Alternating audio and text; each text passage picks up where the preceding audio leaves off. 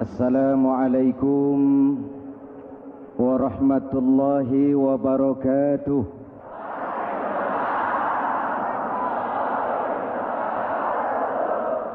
Alhamdulillah wassalatu wassalamu ala Rasulillah Sayyidina Muhammad ibn Abdullah wa ala alihi wa sahbihi wa mawala, amma ba'du. Hadirin hadirat ma'asyiral muslimin yang saya cintai, Ramadan adalah madrasah, sekolah, tempat di mana kita banyak sekali belajar tentang hidup dan kehidupan, supaya kita lebih siap menghadapi hidup, supaya kita punya wawasan, supaya kita mampu melihat persoalan jauh ke depan, supaya kita tidak terjebak pada keuntungan sesaat tapi merugikan jangka panjang. Malam ini saya ingin mengajak kita semua melihat kurikulum Ramadan. Pelajaran apa yang diberikannya kepada kita? Pertama, Ramadan mengajarkan kita menjadi orang-orang yang sabar, ulet, dan tahan uji. Ini zaman di mana persaingan tajam, betul? Jangankan jadi pejabat tinggi, jangankan jadi pengusaha sekarang ini, jadi kiai saja kalau tidak sanggup bersaing,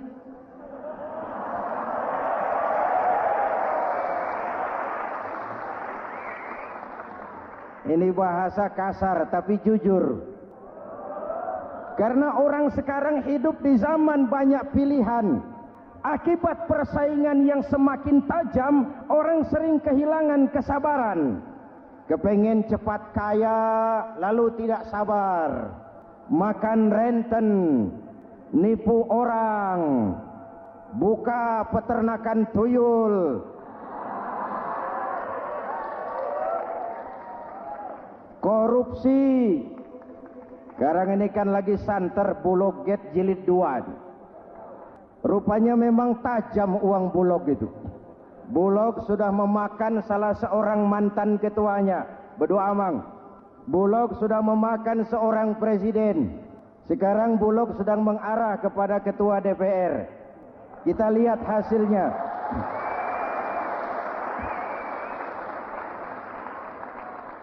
Tentu saja kita prihatin, karena kita tahu ekonomi kita sedang sulit, hutang melilit leher. Tetapi pada sisi lain kita melihat enak saja uang mengalir puluhan miliar untuk sesuatu yang tidak terkait dengan kepentingan rakyat.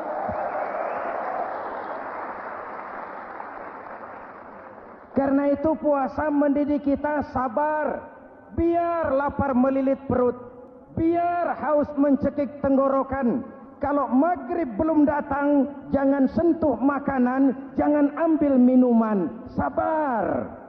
Betul? Ada waktunya. Lalu lintas itu macet karena kendaraan besar tidak mau ngalah, kendaraan kecil tidak tahu diri. Betul? Antrian di pasar kacau karena yang sudah dapat nggak mau minggir, yang di belakang dorong-dorong. Betul? Dimanapun antrian kacau, Bung. Kalau yang sudah dapat mau dapat lagi, yang nunggu kelamaan, akhirnya dorong-dorongan, kacaulah kehidupan sosial. Puasa melatih kita sabar. Karena sebagai bangsa kita punya latar belakang sejarah. Kita ini bangsa yang ditempa oleh segala macam kesulitan. Kita 350 tahun dijajah Belanda, sulit. Setelah merdeka, kita dirongrong oleh berbagai macam pemberontakan, susah. Lalu PKI berontak, susah lagi. Lalu berdiri Orde Baru, lama, susah lagi. Orde Baru selesai, muncul reformasi, masih susah juga. Kita bangsa yang ditempa oleh kesulitan, bangsa yang tahan bantingan, bukan bangsa yang cengeng. Karena itu mari kita menjadi diri kita. Kita akan gagal kalau kita mau jadi orang lain. Kita akan gagal kalau kita hidup di bawah bayang-bayang orang lain. Jadilah kita diri kita sendiri. Sabar, ulet, dan tahan uji. Inilah kurikulum pertama dari pelaksanaan ibadah puasa. Sehingga dengan dibekali sifat sabar, kita bisa mengendalikan diri. Manusia hebatnya ya. Ayo kita banding-bandingkan. Malaikat, binatang, manusia. Malaikat tidak diberi nafsu, hanya diberi akal. Kalau malaikat tidak pernah salah, wajar. Jibril nggak pernah korupsi ayat. Ini ada ayat bagus, saya pakai sendiri saja ini. Tidak. Malaikat maut tidak pernah salah address mencabut nyawa orang yang belum waktunya mati. Tidak pernah. Dan itu wajar. Malaikat makhluk tanpa alternatif. Secara instingtif dia diciptakan untuk taat. Sebaliknya binatang diberi otak tapi tidak diberi akal. Binatang hanya diberi nafsu. Kalau binatang tiap hari salah, wajar. Ayam kalau sudah datang syahwatnya, tidak usah menoleh, ini banyak orang apa tidak? Betul.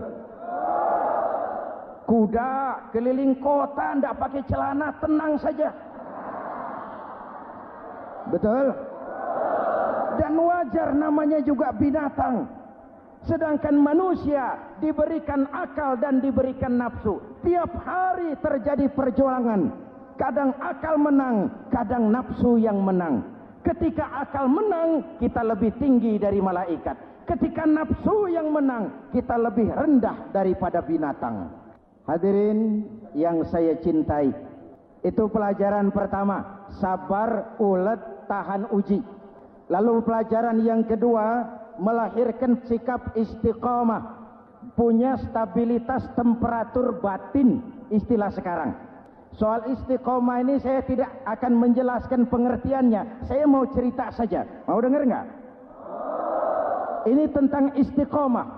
Dalam satu pertempuran, Jenderal Salahuddin Al-Ayyubi bersama tentaranya, tentara Islam, pernah mengalami kekalahan. Karena kalah, banyak yang ditahan jadi tawanan orang-orang kafir, beberapa perwira dan banyak ofsir. Tercatatlah ada 3 orang ofsir jadi tawanan raja kafir ini. Satu hari raja kafir musyawarah dengan perdana menterinya. Perdana menteri, saya tuan raja, ini tawanan Islam ini enaknya diapain? Kalau enaknya sih dibunuh saja tuan raja, selesai urusan. Soal bunuh sih gampang perdana menteri. Maksud tuan raja, bujuk saja agar dia meninggalkan Islamnya, ikut ke agama kita. Nanti kita kasih hadiah. Begitu. Iya, baiklah. Besok saya sidang 3-3-nya. Besoknya ini 3 ofsir disidang di tempat terbuka langsung oleh perdana menteri. Mula-mula dipanggil ofsir pertama.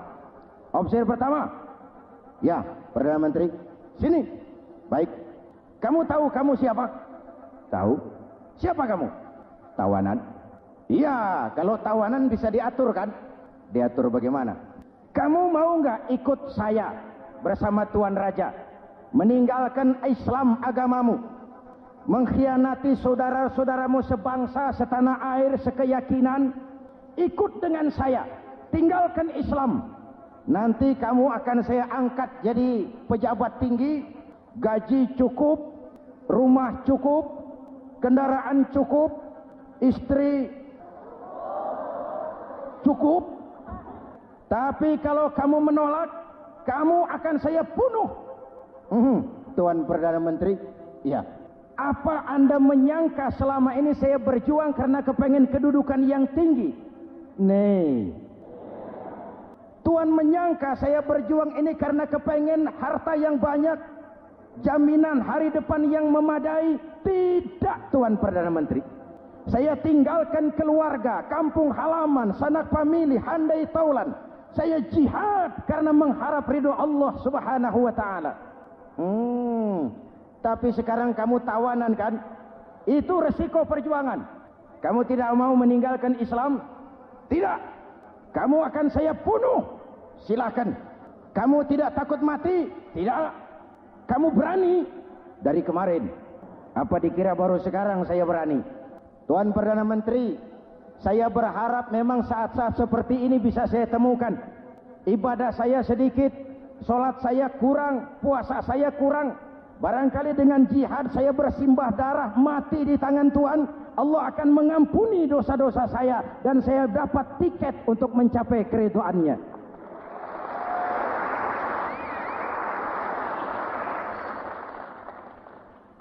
Gila kamu.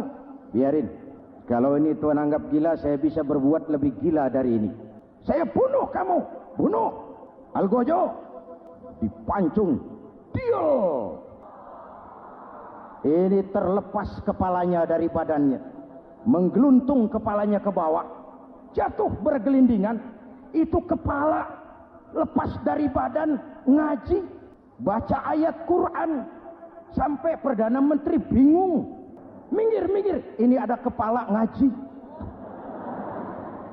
Ayatnya yang dibaca, ya ayyatuhan nafsul mutmainnah, irji'i ila rabbiki radiyatan mardiyah. Wahai jiwa yang tenang, kembalilah kepada Allah dengan diridhoi. Masuklah ke dalam golongan hamba-hambaku dan masuklah ke dalam surgaku. Matanya terpejam rapat, bibirnya tersenyum. Dia gugur sebagai syahid karena membela keyakinan. Dia istiqamah, tidak goyah oleh tawaran jabatan dan kedudukan yang tinggi.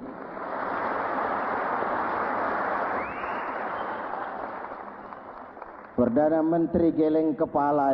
Dasar orang Islam. Panggil officer kedua. Officer kedua. Ya, Perdana Menteri. Kamu sudah lihat temanmu yang barusan? Sudah. Mati kan? Mati. Kamu bagaimana? Mau tetap berjuang untuk Islam? Atau ikut kami? Jabatan tinggi, kedudukan tinggi, rumah tinggi. Bagaimana? Atau mau mati seperti teman kamu barusan? Sudah kamu pikir? Sudah, Perdana Menteri. Sudah apa? Sudah, jangan banyak omong. Maksud kamu apa? Saya sudah tidak sabar mau nyusul teman saya yang barusan itu. Saya tidak bayangkan bagaimana disambut oleh malaikat di surga, disambut oleh para bidadari di surga, menggapai ridho Allah. Oh, Perdana Menteri, sudah jangan banyak omong. Kalau mau potong, potong saya. Perdana Menteri bilang ini lebih gila dari yang pertama itu. Yang pertama masih mau diajak ngomong, ini malah langsung minta disembelih. Ayo, Algojo, potong. Potong lagi. Deal. Terpisah lagi kepalanya dengan badan, jatuh ke bawah, menggeluntung, ngaji lagi.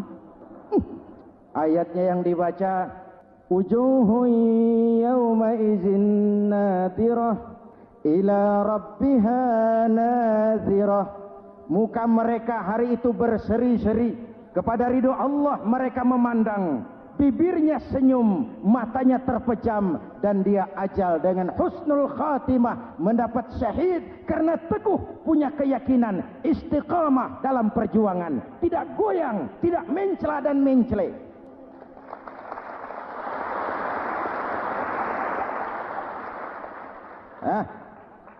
Officer ketiga, sini. Yap, siap Perdana Menteri. Kamu sudah lihat nasib dua orang teman kamu? Sudah.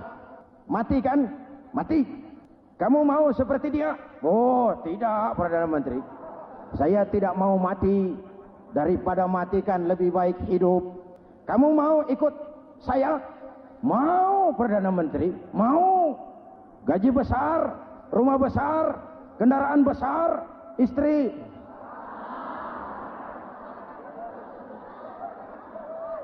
Mau, Perdana Menteri, saya mau. Daripada tidak jadi apa-apa, kan lebih baik jadi apa-apa. Daripada tidak punya apa-apa, kan lebih baik punya apa-apa.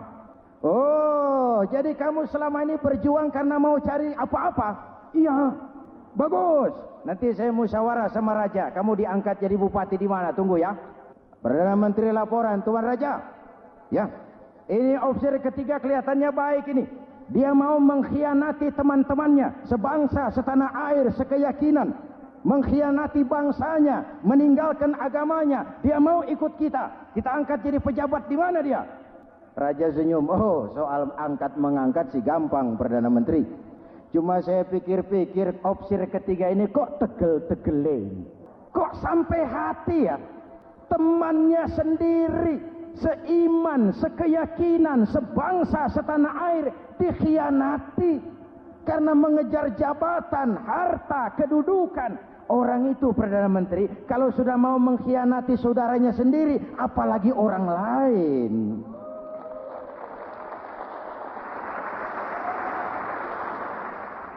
Ini opsi ketiga, ini opsi bejat.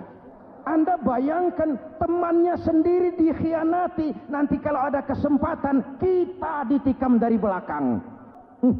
Jadi bagaimana Tuan Raja? Malah kalau saya lihat yang dua yang sudah mati itu orang hebat, Perdana Menteri.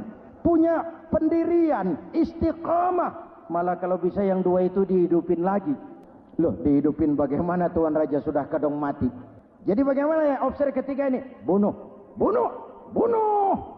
Buat apa piara benalu jadi duri di kaki nanti? Bunuh. Baik, Perdana Menteri kembali. Opsi ketiga, siap Perdana Menteri. Saya jadi bupati di mana? Bupati. Modar sampean. Loh, saya mau dibunuh. Bunuh. Katanya kalau ikut agama Tuan, meninggalkan agama kami, saya akan jadi pejabat tinggi. Kamu opsi bejat, kamu tidak punya pendirian, saudaramu sendiri seagama kamu khianati, apalagi orang lain, potongan kayak kamu jadi pejabat, rusak negara ini.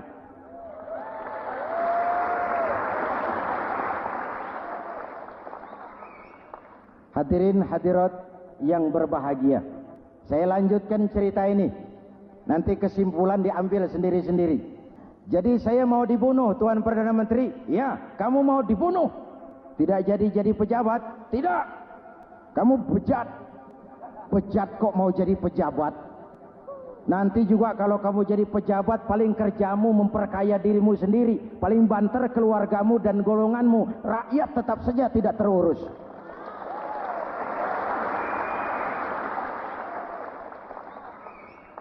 Paling-paling kamu kalau sudah jadi pejabat tinggi, kerjamu cuma membuka, meresmikan, berkunjung. Berkunjung, meresmikan, membuka. Membuka, meresmikan, berkunjung. Lah kapan kamu ngurus rakyatnya? Bejat kamu. Jadi saya dibunuh, bunuh. Iyalah, kalau mau dibunuh ya saya bunuh, tapi saya mau Islam lagi ah. Terserah, mau Islam lagi mau tidak, kamu tetap akan dibunuh. Iya, saya mau Islam lagi. Ayo cepat. Iya Pak, saya mau syahadat dulu. Cepat. Iya Pak, asyhadu macet lehernya. Ayo cepat. Iya Pak, asyhadu tidak bisa mengucap syahadat. Ayo cepat. Iya Pak, asyhadu tidak tuntas mengucap syahadat, golok algojo keburu sampai di lehernya. Darah mancur, pisah kepala dengan badan, menggeluntung ke bawah, ngaji lagi. Wong dia bekas santri, masih bisa ngaji. Cuma ayat yang dibaca lain sama dua temannya tadi. Ayat yang dibaca, afaman haqqa alaihi kalimatul azab, afaman haqqa alaihi kalimatul azab, afa anta tunkizu man finnar. Ini ayat yang dibaca. Orang yang memang sudah dapat vonis akan mendapat azab, bisakah kamu menyelamatkan dia dari neraka? Bertahun-tahun berjuang di bawah bendera Islam untuk kejayaan Islam, di akhir hayatnya dia tergoda oleh kedudukan dan harta, oleh jabatan dan pangkat. Ia bergeser, imannya rapuh, hilang istiqamahnya, ditinggalkan agamanya, dan dalam keadaan begitu dia mati, dia su'ul khatimah. Na'udzu.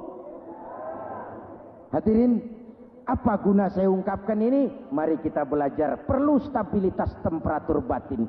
Saya sering katakan, berapa banyak orang waktu di bawah teriak-teriak, berantas korupsi, ganyang korupsi, sikat korupsi, cuma karena belum dapat kesempatan. Begitu dapat kesempatan, korupsinya lebih gila dari yang dia teriaki. Betul? Waktu di bawah rajin baca ayat kursi, dapat kursi, lupa sama ayat. Betul? Betul? Ini yang memerlukan sikap istiqamah, konsisten. Hanya dengan semangat seperti ini, maka kita tidak akan goyah oleh tantangan yang bagaimanapun beratnya. Hadirin yang saya muliakan, Allah berjanji, orang-orang yang beriman, kemudian beristiqamah, tatanazzalu alaihimul malaikatu alla takhafu wa la tahzanu. Akan turun kepada mereka malaikat seraya berkata, kamu tidak usah takut, kamu tidak usah sedih. Allah akan memberikan pertolongan kepada orang-orang yang istiqamah. Ayo kita tetap istiqamah melaksanakan ibadah hanya kepada Allah Subhanahu wa ta'ala.